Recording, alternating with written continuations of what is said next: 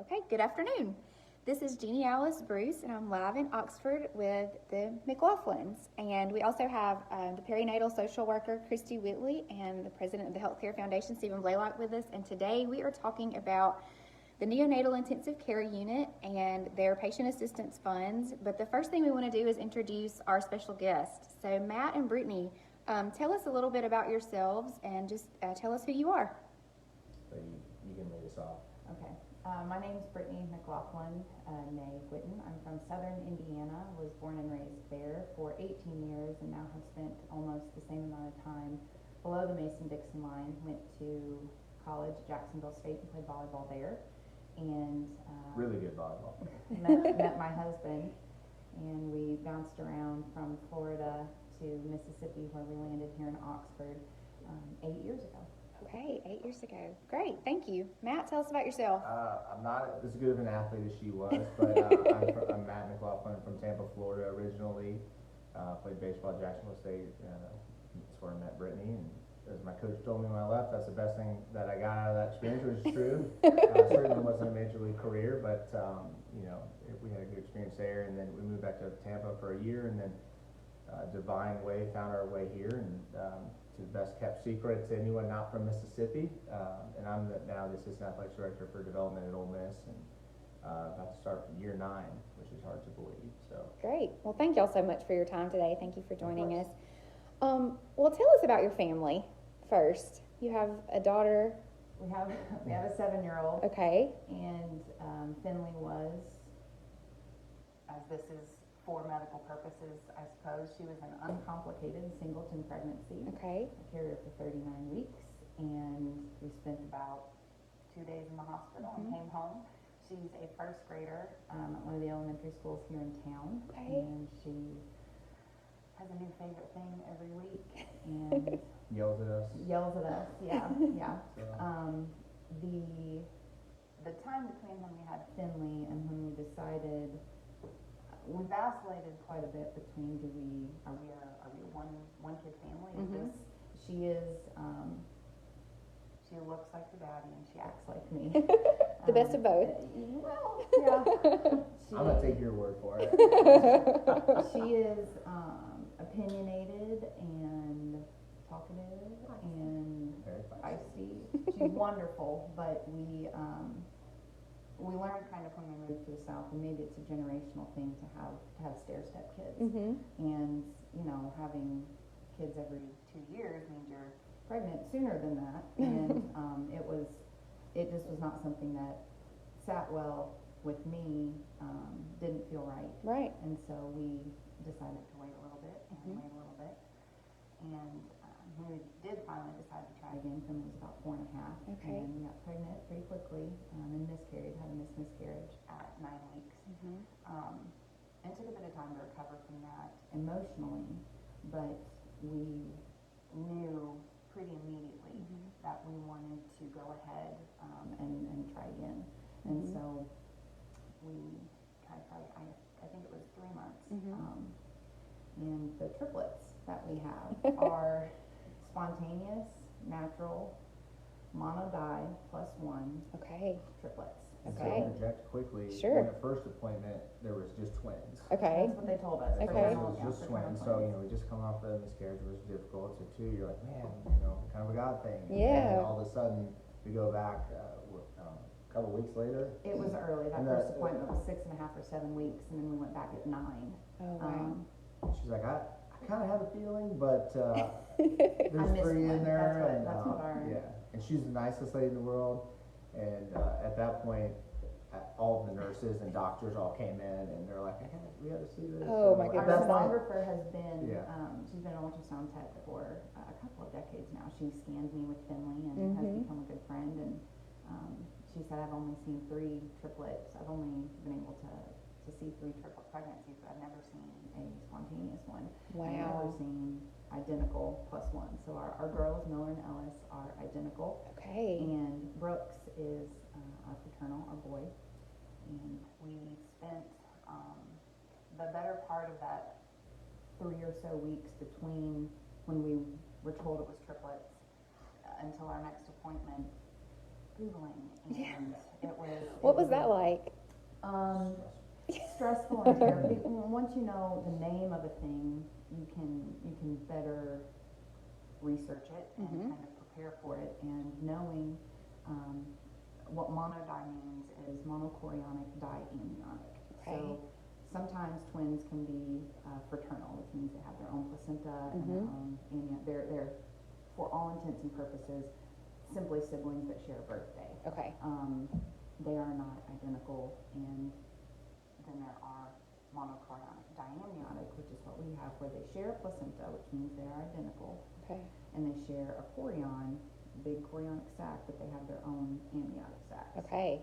They So- share an Airbnb, but they have their own room. Yes, Gotcha. that's Okay. exactly right. Okay. A lock-off. Good Airbnb analogy. with a lock-off.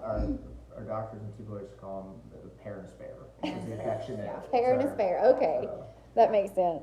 The other is a mono, which means they share everything. Okay. And that, it has to do with when the egg decides it's going to split. Gotcha. In terms of how that's lined up. So we knew that they were monodi twins, and we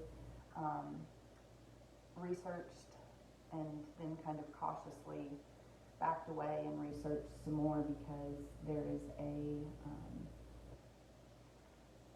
I don't know if disease is the correct word, but there is an ailing that can befall monodi twins called twin-twin transfusion syndrome. And the placenta that feeds them, the all-you-can-eat buffet, they each have their umbilical cord that connects to that. And in about 85 to 90% of monodi twin pregnancies, everything's fine, and they share evenly, and the body knows what it's supposed to do. Okay. And 10 to 15%, as was the case with Miller and Ellis, extra veins, extra blood vessels come from the placenta and attach into the umbilical cord of one of the twins. Okay. And that was Ellis. So it, Well, real quick, when we found out it was triplets, that's when we were then referred to Tupelo. Gotcha. So that's where our Okay. journey with Tupelo began. and Okay. Justin Brewer, who was wonderful, and his little team there. But that's kind of where our journey started with you guys. So, Yeah, okay. You know, we went from Oxford, and then we started going over to Tupelo, and from that moment on, we were just super impressed with everything. And he warned us that that was a possibility, and Sure. unfortunately, he caught it pretty early, and you know, he referred us at that point to Cincinnati. We had a procedure. You can dive more into that. Basically, a medical doctor. No. Yeah, on my sounds own, like it. so, you just have to learn quick. Yeah. but yeah, so at night, just, you know, kind of, at 19 weeks, we were diagnosed with that. We had surgery in Cincinnati. All of them survived, luckily. It was a very scary time, but Absolutely. then luckily we came back to Tupelo, and Yeah. Justin at that point was like, you know, we're gonna watch you extra careful, and from that point on, I guess at 24 or 26 when we started having preterm. No, at 28 weeks, I started to spot, and that's when Yeah. Justin Burr, the maternal fetal medicine specialist at the Women's Hospital there in Tupelo, recommended that I go ahead and come inpatient, because the NICU was on bypass, which simply means that if a baby is born and there are no beds, that they have to be To leave. moved either to Memphis or Jackson. And we knew that we wanted the babies to be there together and with me, and the best way to ensure that and also monitor my safety and theirs in the interim until they ended up being born was to have me placed inpatient. Right. So I was inpatient from 28 weeks until 30 on the nose when they were born. 30 on the nose. Okay, so they were born at 30 weeks. And then what happened? 30 weeks, Matt had come to see me the day of. Actually, he was in Tupelo, so I stopped yeah, by to twice. see her, and I was Okay. like, "Oh, you're doing great. I'm gonna head back." And you know, at that point, we were just every day was like gold. You Right. know, and our doctors at Cincinnati after surgery was like, "Make it to 30 weeks." So Okay. that was the goal. You breathed a little sigh of relief. Yeah, And so we then, hit the 30-week mark. Although I guess technically it was born at 29 and 6, but we have a There is disagreement with our discrepancy. laborists in that. gotcha. So we're like, no, you right, 30 weeks. That was the goal. We hit that goal. We made it. But yeah, so real quick, we were here, and Brittney's like, I We called were her, not. or she was He here. was I was here. here, and I was luckily at the Right. Brittney's mom was here helping out. And she called me. She's like, hey, you know, everything's fine, but you know, you may want to pack a bag. You know, starting to, you know, have some preterm starting to labor, have start to the- have some labor pains, and so I was like, okay. So I go in there, and again, it wasn't rushed, and then all of a sudden, maybe 10 minutes later, she's like, no, we're heading back, so, Oh, my it's happening goodness. right now, It so. was, As it you all was know, that the rushed. drive from Tupelo to Oxford is what, 45, 50 minutes? I think I made it there in 35 Oh, my in the goodness. rain. Oh, gosh. And so at that point, it's like the movies, like I'm rushing in, I put my mask on. And luckily, I called ahead and they were waiting on me. And, Oh, my goodness. and so I walk into this room and it's just, I mean, the most overwhelming experience. I think there's probably 5 doctors, 10 nurses, you know, each 20 grade. to 22 Yeah, it was staff. Oh, my crazy. goodness. I found out in hindsight that I had a nurse, which was very lucky because I was in total daze the whole time. So you guys think of everything. That's great. And so she was very helpful, and that was kind of just where it just began. And you know, for us, you know, I got there. I did not see the girls deliver, but I saw my son Brooks, and so I was there for maybe 5 minutes. Brittney was just a warrior in there, and they kind of were like, "Hey, do you want to see them before they go up to the NICU?" I'm like, "Of course." And at that point, we found out Miller had experienced an amniotic band injury to her leg, and Okay. Because of the twin because of the twin transfusion surgery. Wow, So okay. that So can be a result. at that point, we didn't know if she was going to keep her leg. Oh, my it was, goodness. it was basically minute to minute, hour to hour, from basically there until I'd say 6 weeks out, 5 weeks out, and it was like, you know, surprisingly, she still had blood flow and she was able to keep her leg, and it did cause a club foot, so she does have some physical disabilities, but she runs around and keeps up with her siblings and is a little trooper. But that was kind of the birth experience, and then we spent 7 weeks in the NICU. Okay, that was my next question. So y'all spent 7 weeks in the NICU. Were all 3 babies in the Almost, NICU? Yeah, all 3 were in the NICU. Okay. And as you know, what happens to one baby isn't always going to be the same as happens to another. And Right, so right. it was juggling Brooks's blood acid levels and Miller's blood flow in her leg, and has Ellis.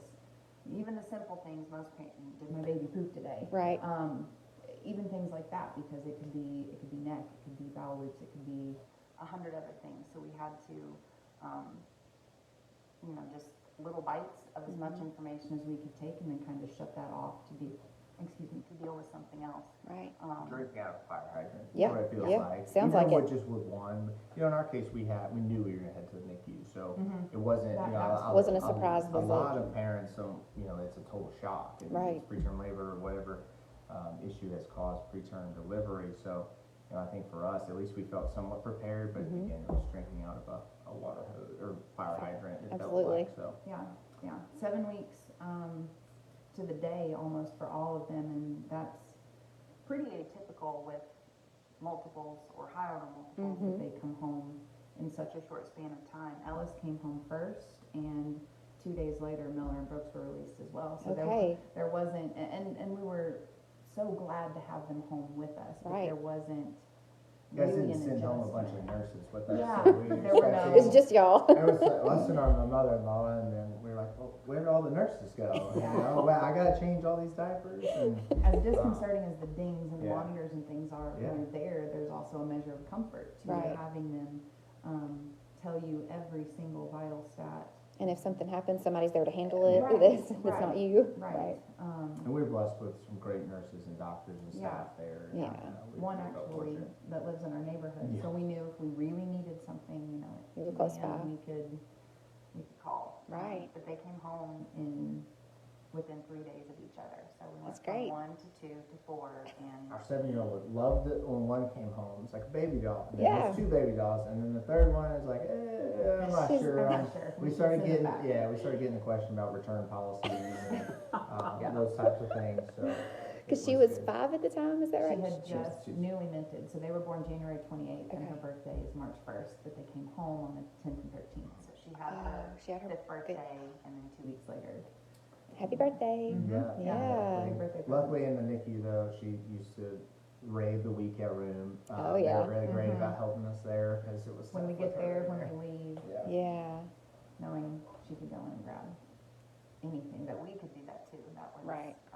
you forget to eat. Just normal Sure. parents forget to eat, and then you don't want to eat. And so having access to it, but also having dedicated staff just to make sure that you put food in your belly.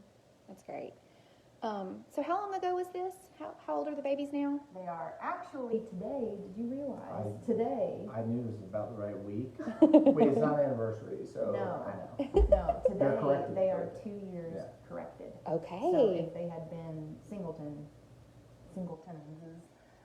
they would have been, their expected due date was April 9th of 2019. Wow. And so today, ironically, they are 2 years corrected. Actual, they are about 25 months. 24 Okay. and a half. How's everybody doing? Are they all well? They're great, yes, no, they're great. We had, Rambunctious toddlers. yeah, we had a Yeah. few things to follow up with Brooks, and, some valves closing, and so we needed to maintain appointments Mm-hmm. with a pediatric cardiologist, also in Tupelo, and, that's healed itself, Oh, good. prayerfully, and Miller has had 3 surgeries to date, 2 plastic surgeries to revise the scar on her lower leg that the amniotic band left as a result of that Right. twin-to-twin surgery, and, well, 4, I guess, technically. She's had a clubfoot surgery as well, so she's as healed as physically, Mm-hmm. in terms of what you can see on her skin. She's as healed as she's going to be, and she sees physical therapists twice a week, and Brooks sees speech and OT, and they are well monitored and looked after. Right. And it is rare we have found, not just with Nicu baby, but triplets, to have so few issues. We're really Right. blessed that. Yeah, definitely one of the That lucky they're healthy. ones, yeah.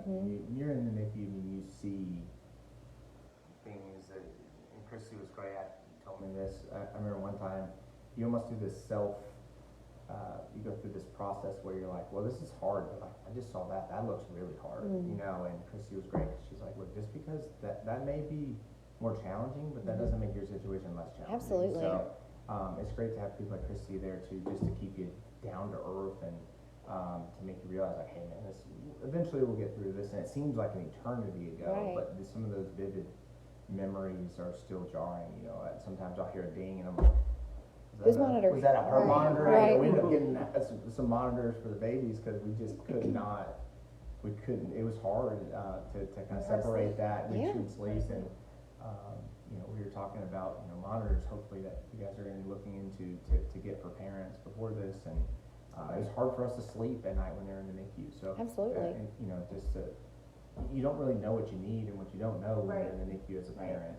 Right. Even as someone, I felt like we were as prepared as anybody could be, and again, we were just completely overwhelmed during that time.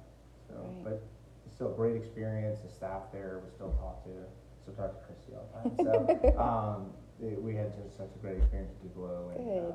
yeah, it's nice too, because they still check in on us, so it's good. Yeah, So, that's great. just can't say enough good things. Great, well, thank you. Well, so while you were in the NICU, what has stuck with you the most about your experience there? I would say level of just, so we did go to another NICU with Miller for a few weeks, and Right. Yeah, you transported to Lamar. I mean, they were great, don't get me wrong. Absolutely. It's a totally different place, but we learned very quickly the difference between a teaching hospital and what we experienced in Tupelo. Right. It felt the accessibility to the doctors and the nurses, and the level of care, and I'll probably cry when I say this, but some babies don't have parents there to help, and they're there, you know, doing skin to skin. I mean, that's hard to think about right now. Right, So just the love and the care there, it was stood up to me. right, And again, not that wasn't like that every NICU, but Right, right. I just from our experience there, I think we just had some deep bonds with some nurses Sure. and people there. right. I would probably echo that, and I think the reminder that it wasn't phrased to us this way, but I have since read a Japanese proverb that says, though my barn has burnt down, I can see the moon. I'm not sure why that makes me so emotional, but just knowing that this isn't where we wanted to be, but that there's still good there and that there are good people. To Mhm. care for your kids. That's that measure of comfort, like Matt said.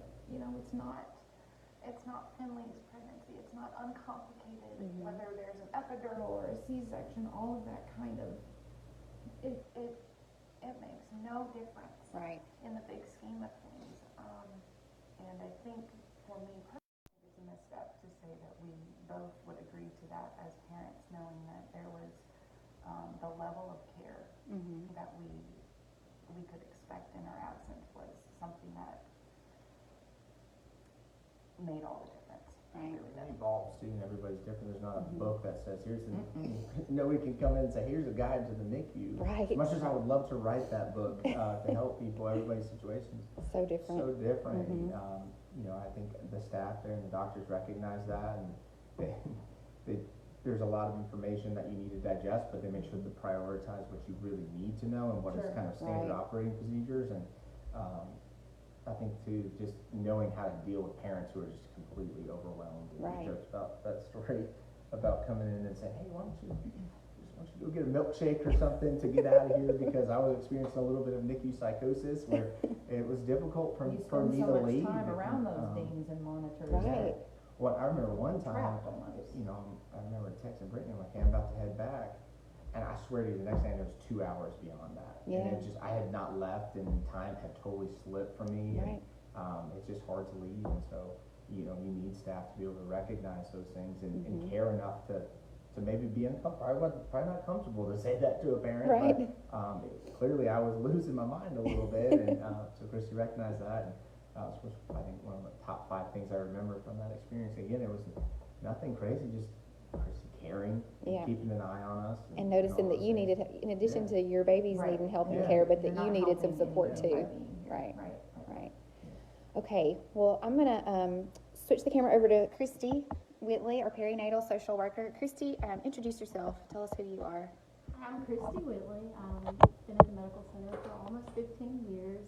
The last 10 of those years have been spent primarily in my role as the NICU social worker. Okay, great. Thank you. And so, just for those of us who aren't as familiar, and I know you could go on about this forever, but just briefly, what is the NICU? What type of care do you provide in the NICU for people who might not know? The NICU, of course, stands for the Neonatal Intensive Care Unit. Mhm. So it varies so tremendously. It's such a difference from any adult intensive care unit you Right. ever enter. I tell families all day, every day, you can't walk through our doors of the neonatal unit and not see a miracle every day. Absolutely. So there are hard days in the NICU, but seeing babies such as the McLaughlin Right. triplets and all of our babies up there are so individualized and precious, and it's such an honor to get to play a role in their success stories, and that all begins right there in our unit. Absolutely. Thank you.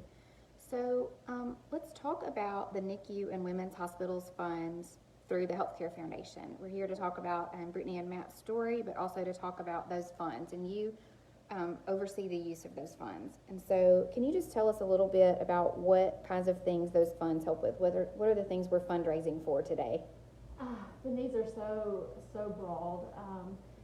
Of course, with COVID, there have been so many new needs that Sure. have arisen, and that we've had to face the challenge of meeting and Mhm.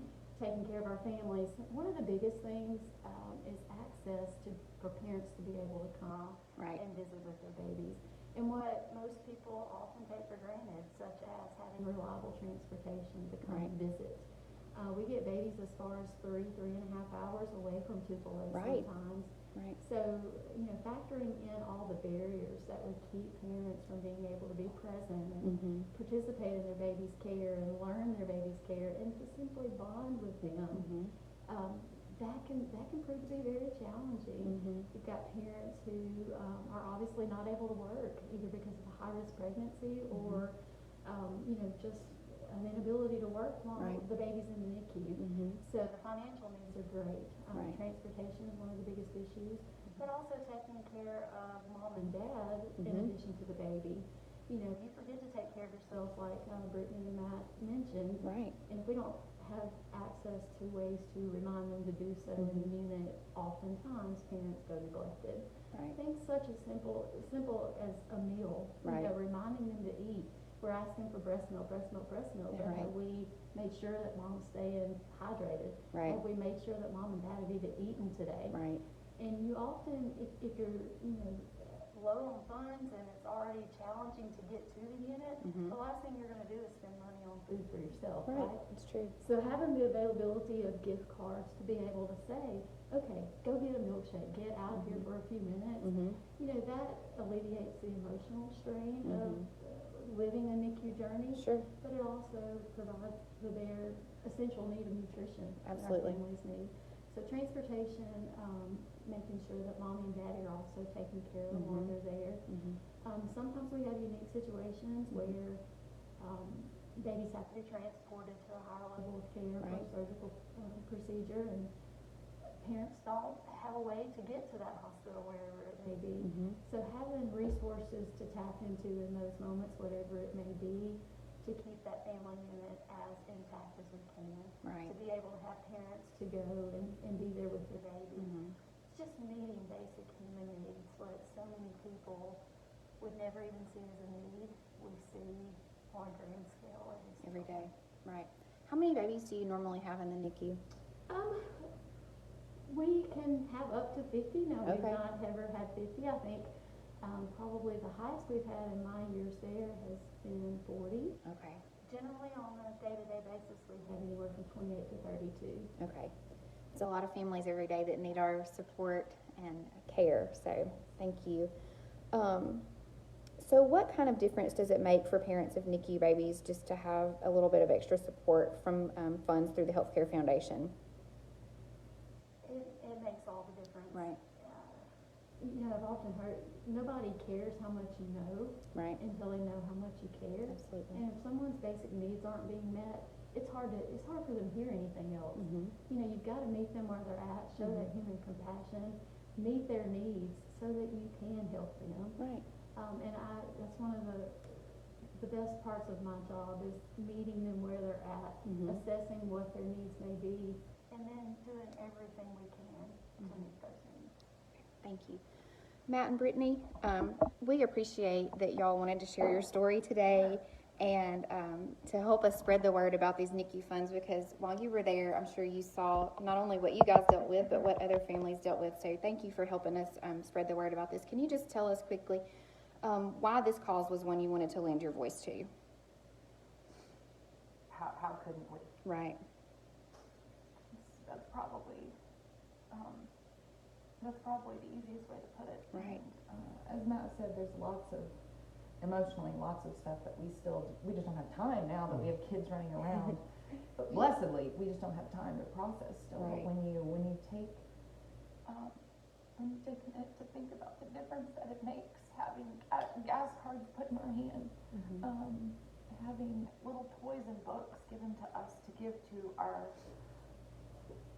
neglected emotionally, even in physical presence, but emotionally neglected 7-year-old. You know, a lot of families in the NICU, it may be their first pregnancy, but it is likely not. Right. And that is having someone else, such as Christy, having a place such as the Women's Hospital and the NICU specifically to be able to kind of keep a pulse on the other areas of life, because you get so unilaterally minded, so single-minded on the 1 or 2 or 3 babies that you have to care for and keep tabs on and notes on. It is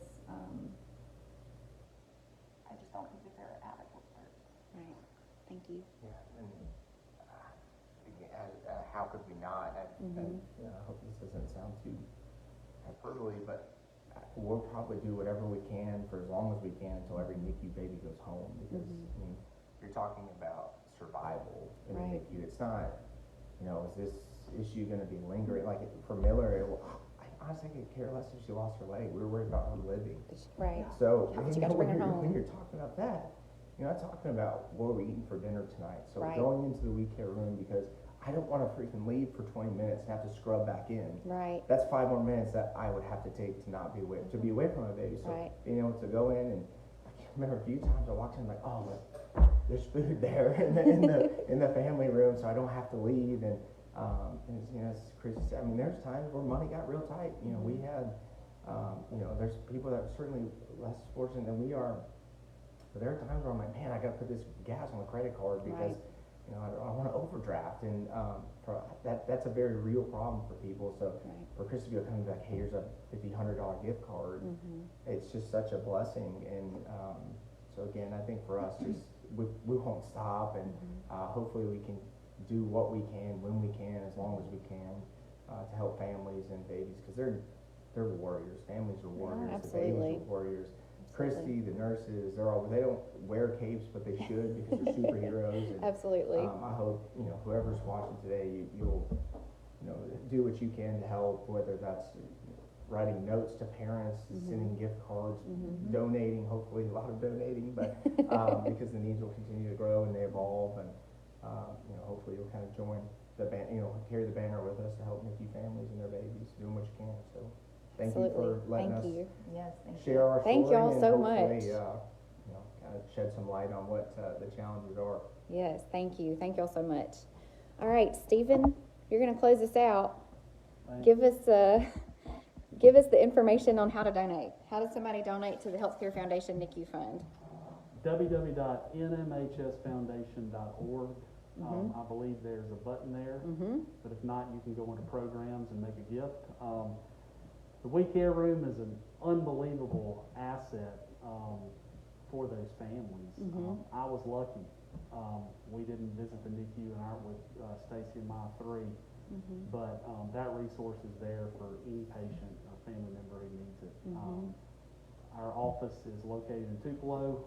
We serve 24 counties throughout North Mississippi and into western Alabama. And any patient in our footprint within the NICU has access to, like they were saying, those gas cards and meals. Eddie's Fund provides hot meals for any women's hospital patient.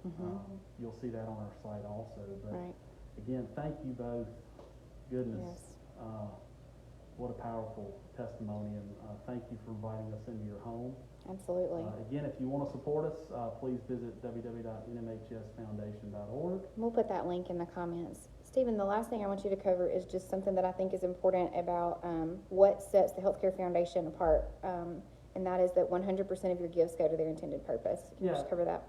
So we are a 501c3 charity that is separately incorporated from North Mississippi Health Services, which is the parent company of all NMC facilities. But NMHS covers all of our overhead, our salaries, our travel, education needs, pencils, staplers, whatever we need, literally, so that 100% of all gifts to us go to the donor's intended purpose. So that's really special, and NMHS does that as another gift back to the community so that we can give more money to those patients and services in need. Great, thank you. All right, well, thank you all. Matt and Brittney, thank you so much for your time. We just can never say thank you enough. And thank you for everybody who joined us today on Facebook Live. Please share this post to help us get the word out. Christy, thank you for sharing your stories. Everybody have a great weekend.